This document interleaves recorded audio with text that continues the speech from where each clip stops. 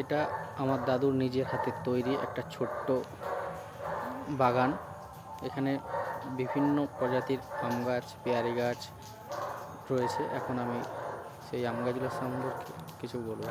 এটা হচ্ছে স্ট্রবেরিতে পদ্ম ফুল লাগানো হয়েছে, দেখতেই পাচ্ছেন। এটাতে পদ্ম হয়েছে, এই যে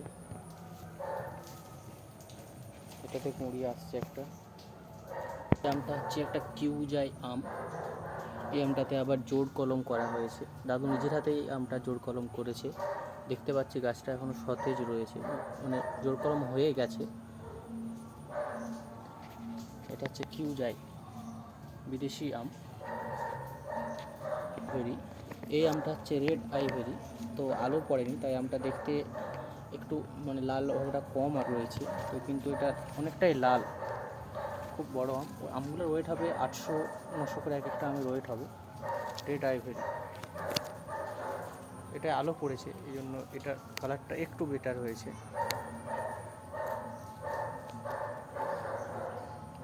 আম গাছকে বেঁধে রাখতে হয়েছে যাতে ডাল মাটিতে না থেকে যায়। এটা হচ্ছে ইয়েলো ব্যানানা, তো ব্যানানার মতোই কতটা দেখতে আমটা। ইয়েলো ব্যানানা, অনেক আম হয়েছে।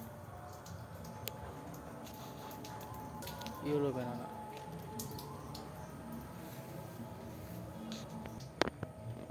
Yellow banana. দেখতেই পাচ্ছি গাছটাতে আম কিন্তু খারাপ হয়নি, খুব ভালো হয়েছে। অনেক ছিল, পড়ে গিয়েছে ঝড়েতে। Yellow banana.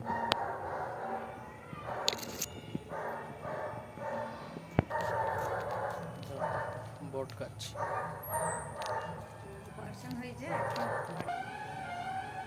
এই হলো ইয়েলো ব্যানানা। সময় লাগবে, আস্তে আস্তে পাকবে। পাকেও নেই, হ্যাঁ কবে? তার মানে 14 বাগানটাকে কি করে পরিষ্কার করবে জানি বাবা। আস্তে আস্তে সব হয়ে যাবে। পরিষ্কার করছে হয় এই